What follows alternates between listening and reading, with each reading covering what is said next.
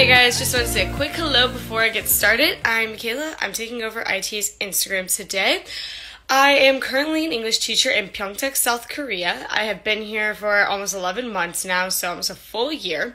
And I am from Washington, D.C. So let's get started. Okay, so let's get to the apartment tour. This is the entrance to my apartment. There's a little shelf for some storage space, usually just to put some shoes and purses, stuff like that. And all of this is also storage space, like closet. And then I have a couch, a TV that I never use because it is in Korean and I can't get it to change it to English. And then we have the laundry room right here. So in Korea, there aren't dryers. We have our washer, but no dryer. So we just hang our clothes, which is actually really nice. It's good for the environment and it keeps your clothes in way better condition. And then here's the kitchen. We have the fridge, microwave, toaster oven. There are no actual ovens in our apartments here in Korea. Little stove and all that good stuff. Okay, 2 more rooms to show you guys, even though my apartment is tiny. So this is my bedroom. Very nice bedroom. I love it, actually. I love my bed, too. It's bigger than a twin, but not quite a queen size, but still it's perfect. And here is the bathroom. So the bathroom, this took me some time to get used to because it is a wet room, which is very common in Asia. You know, there's, as you can see, there's no separation between the shower and everything else. So I would basically suggest if you do come to Korea, sometimes you might get lucky because I have friends that have actual showers, but I would suggest to bring a caddy or something so your stuff doesn't get wet. And I know I will get questions about this, but I do live alone, luckily. All right, something happened with the last clip to Ask Me Anything, so I'm going to refilm it again. Basically, before we get too far into this and I throw all of this information at you, because moving abroad is a process, we all know that, I'm going to leave the little Ask Me Anything box somewhere on the screen for you guys so you can literally ask me any question. Seriously, any question, I can help you. Okay, so unfortunately, I cannot take pictures or videos of anything in my school. I signed something in my contract, just something with privacy and confidentiality. So I will not be able to give you a tour of my school, and besides the fact that my students aren't there right now, we're teaching all on Zoom classes, so no students are showing up. But today is actually my last day of school because we have the Korean holiday called Chuseok, which is kind of like their Thanksgiving. I might have pronounced that wrong, so please forgive me. But anyway, with my school, I know I'll be getting questions about this as well. Okay, as I have already mentioned, I cannot show you my school or anything. I really wish I could. But what I will do now is explain where I work, how many students I teach, all that good stuff. Okay, so in Korea, you have 2 options on where you can teach. You have the option of a private academy, or also known as a hagwon. And then the other is doing any number of public school programs. The most popular, and I'm sure the only one that everybody has ever heard of, is EPIK. Now, I'm not going to dive too deep into EPIK because I'm not a public school teacher. I don't want to spread false information, things like that. What I do know about EPIK is you really don't have a choice on where you are placed. In EPIK, I know that I think the number of students that you were teaching is probably 30 at a time. Okay, guys, let's talk about hagwons. So hagwon, or private academy, which is what I work in, is basically an after-school program if you teach the older kids, but also there's kindergarten hagwons. A lot of my friends work in the kindergarten hagwons, so they're the 9 to 5 people.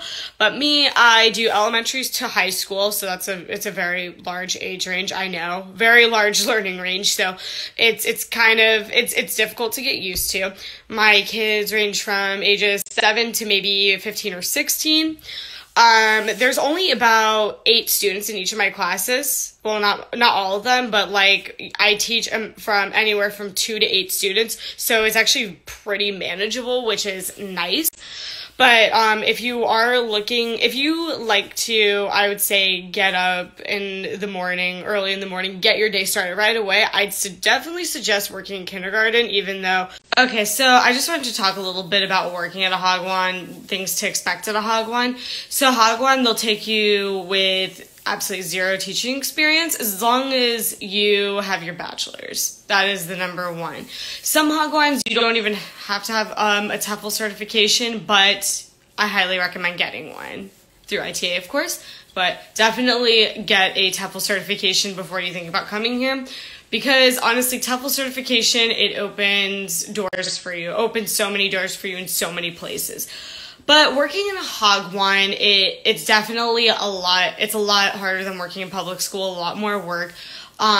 For me, my responsibilities, there's a lot more administrative work than actual teaching and stuff. So it's a lot of keeping up with paperwork, tests, homework, all that kind of stuff.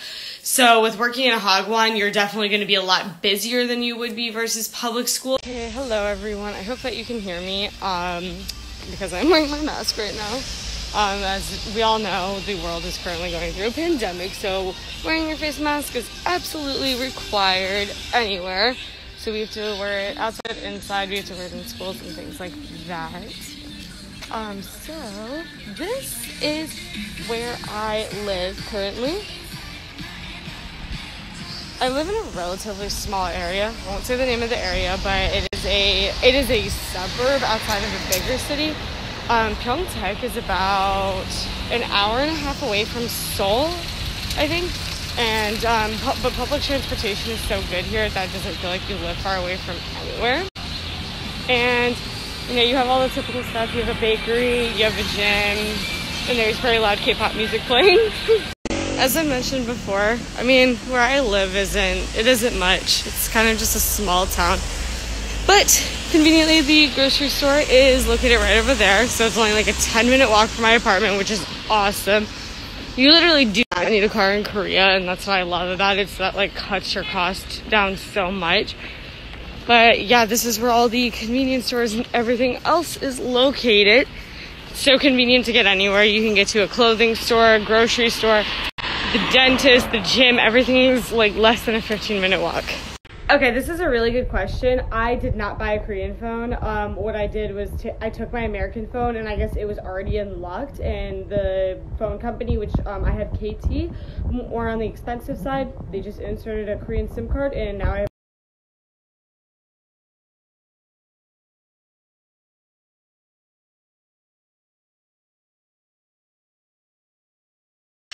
My biggest culture shock has definitely been the lack of personal space. I don't really enjoy it because people stand very close to me, and it's like an invasion of my personal space. So that's definitely something that I've had to get used to.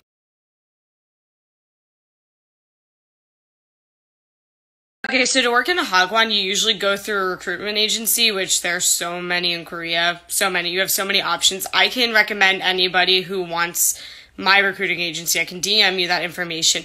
And my school provided my apartment, so I didn't have to worry about any of that. Okay, so average salary for a private academy or a Hagwon teacher is between 1.9 to maybe 2.3 million Korean won.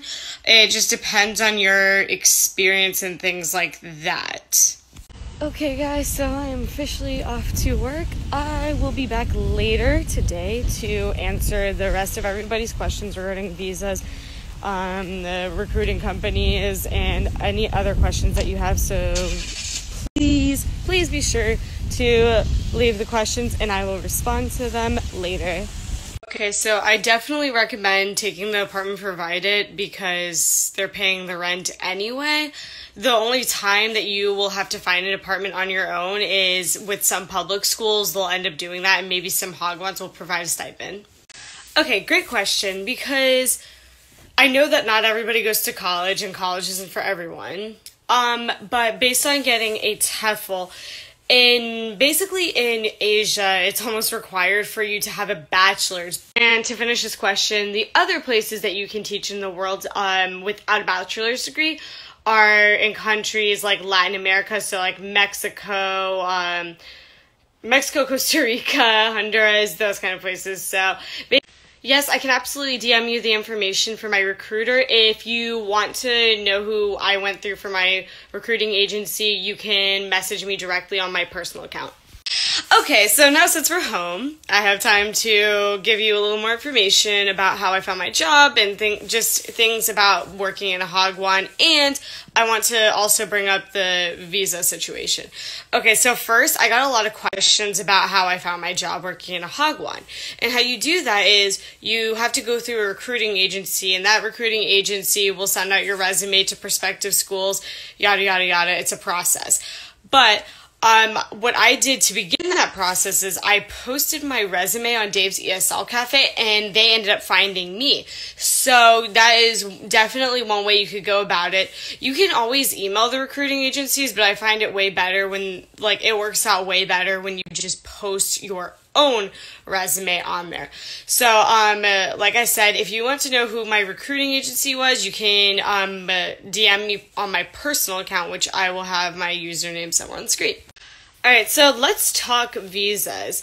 So when you come to Korea, you are on an E2 teaching visa. Please make sure that your contract for your school says E2 teaching visa, because a lot of times to get away with not giving you health insurance or pension or your severance, which are super important in any contract, they'll put you as you're here as a contractor, which is illegal, so be sure to watch out for that.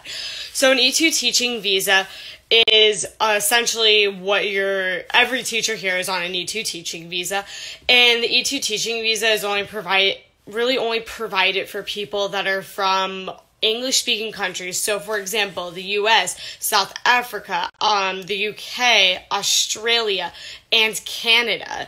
So that is what I'm on. I'm on an E2 teaching visa, and the process for that,